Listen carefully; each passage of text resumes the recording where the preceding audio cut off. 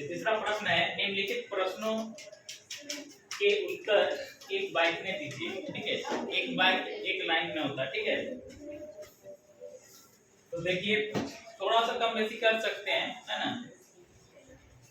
प्रश्न है पहला, देखिए 1 नंबर, पृथ्वी की आंतरिक संरचना की जानकारी का प्रमुख स्रोत के नाम बताओ। ठीक है, पृथ्वी की आंतरिक संरचना मतलब अंदर का जो संरचना है किस तरह का है, उसका जानकारी हम लोग किससे प्राप्त करते हैं। ठीक है, उसका जो स्रोत है जिसके माध्यम से हम लोग उसका जानकारी प्राप्त करते हैं उसका नाम बताना है। ठीक है, उत्तर देखिए, पृथ्वी की आंतरिक संरचना की जानकारी की प्रमुख स्रोत निम्न है।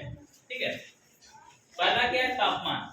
तापमान से जानते हैं, जैसे कि कैसे हम लोग जानते हैं, जमीन के अंदर 32 मीटर नीचे जाएंगे तो क्या होगा, 1 डिग्री तापमान में वृद्धि होगा, यानी कि बढ़ेगा तापमान। ठीक है, उसी तरह से जितना ज्यादा नीचे जाएंगे तापमान बढ़ता ही जाएगा।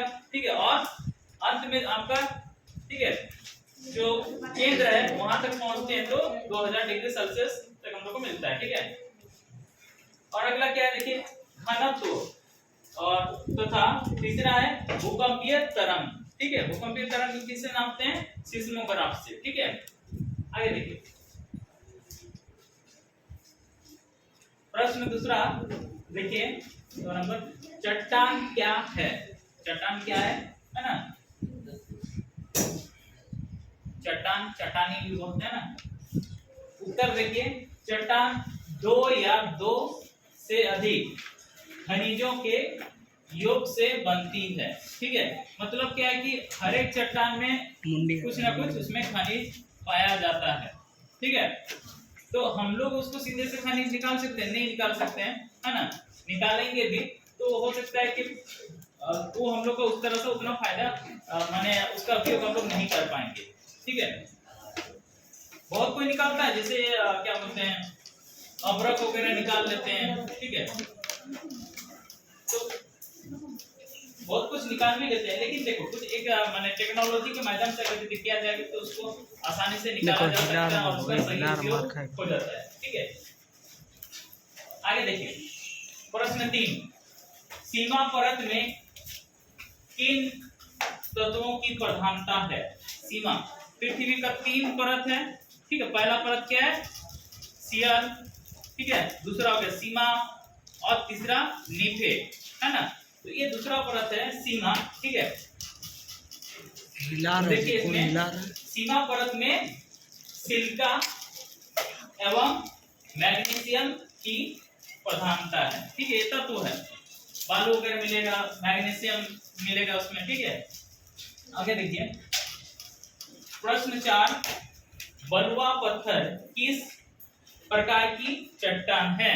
देखिए कुछ पत्थर देखने में एकदम बालू बालू टाइप का लगता है, तोड़ देंगे तो उसमें तुरंत बालू निकल जाएगा, है ना, एकदम बालू जैसा चूर चूर हो जाता है। ठीक है, तो वो बलुआ पत्थर होता है। तो ये किस प्रकार की चट्टान है ना। देखिए उत्तर, बलुआ पत्थर अवसादी चट्टान है। ठीक है, अवसादी चट्टान किससे कहते हैं, जो अवसादों से बना होता है। अवसाद क्या होता है, कुछ गंदगी जमा हो जाता है। ठीक है, और वो गंदगी का ढेर जमा होके कठोर हो जाता है, तो वो अवसादी चट्टान बनता है। ठीक है, जीवाश्म ईंधन जो है इस अवसादी चट्टान में पाए जाते हैं। ठीक है, आगे देखिए 4 नंबर लघु उत्तरीय प्रश्न है, उसको भी संक्षेप में उत्तर लिखना है। ठीक है, पहला प्रश्न है, देखिए चट्टान और खनिज में अंतर बताएं।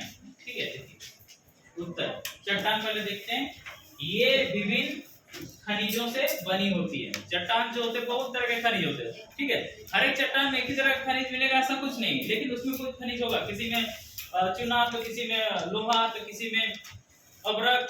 ठीक है, इस तरह कुछ ना कुछ मिल सकता है। ठीक है, और आगे देखिए खनिज, ये प्राकृतिक रूप में पाए जाने वाले पदार्थ हैं जिनका निश्चित भौतिक गुणधर्म एवं रासायनिक संगठन होता है। ठीक है, तो देखो ये प्राकृतिक रूप में पाए जाने वाले पदार्थ हैं जिनका निश्चित भौतिक गुणधर्म एवं रासायनिक संगठन होता है। खनिज को कोई बना सकता है, नहीं बना सकता। देखो खनिज प्रकृति में हम लोग को पहले से मौजूद है, ठीक है, उसी को हम लोग निकालते हैं, साफ करते हैं और उसका एक भौतिक रूप प्रदान करते हैं, ठीक है, और उसका एक अपना रासायनिक संगठन होता है, ठीक है। तो रसायन केमिस्ट्री में इसको अच्छा से और पढ़ेंगे, ठीक है।